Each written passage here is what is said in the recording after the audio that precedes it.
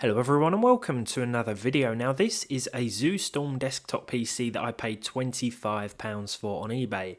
That's about $32 or €30. You might be questioning the specs and capabilities of this system at this price point, and too right, because as it stands this machine is going to struggle with even the most basic of tasks in 2022.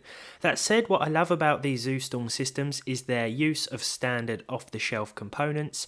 There are no proprietary connections or cables in here, just everyday easily replaceable parts that wouldn't cost all that much to replace.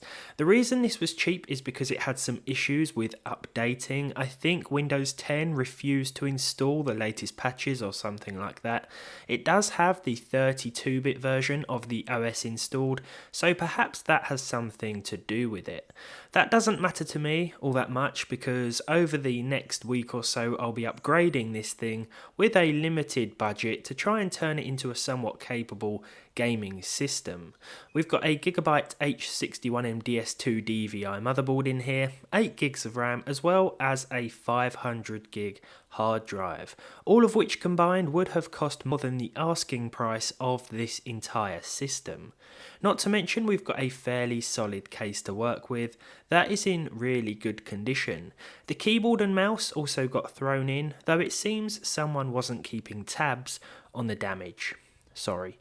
Immediately obvious to me, and I'm sure you as well, is the power supply. This will probably need swapping out, and as for the processor, we have a 2-core Celeron G1610, and the less said about that the better. Thing is though, the PSU is again standard size, and the motherboard takes pretty much any second or third gen processor up to and including the i7-2600K or 3770K. While older i7s won't be as capable these days as they once were, either one will offer a huge improvement over the current 2-core G1610. But while I'm waiting for my new parts to arrive, I wanted to show you what this PC can do with the Celeron inside, or what it can't do, I should say. To do this, I swapped out the 300 watt PSU with a better one I ripped out of another test system and slotted in my 750 Ti from Nvidia.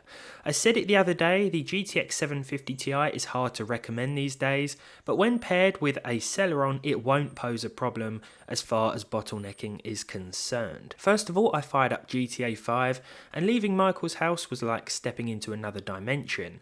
Here I made use of Nvidia's image scaling tech, rendering the game at 1477 by 831 and upscaled to 1080p. You may have noticed a couple of issues regarding the visuals. This is of course due to the lack of hyperthreading and the overall age and weakness of the processor itself.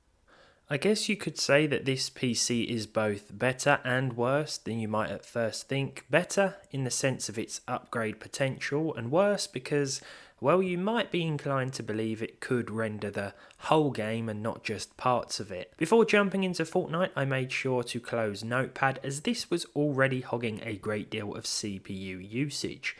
Whether it helped or not is probably irrelevant because the frame dips were unavoidable, but overall with performance mode, the experience wasn't the worst I've ever experienced. Sure, the percentile data isn't even worth bringing up because it may as well be in the minus figures, but Fortnite outside of combat anyway was sort of playable, if you're very desperate.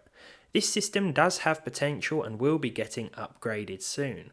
Parts are on the way and hopefully we'll have it gaming at a later date. But in the meantime, let me know down below what graphics card you think I should pair with an i7 should I get one for this PC. Thank you very much for watching. If you enjoyed this one, leave a like down below, leave a dislike if you didn't, subscribe to the channel if you haven't done so already, and hopefully I'll see all of you in the next one.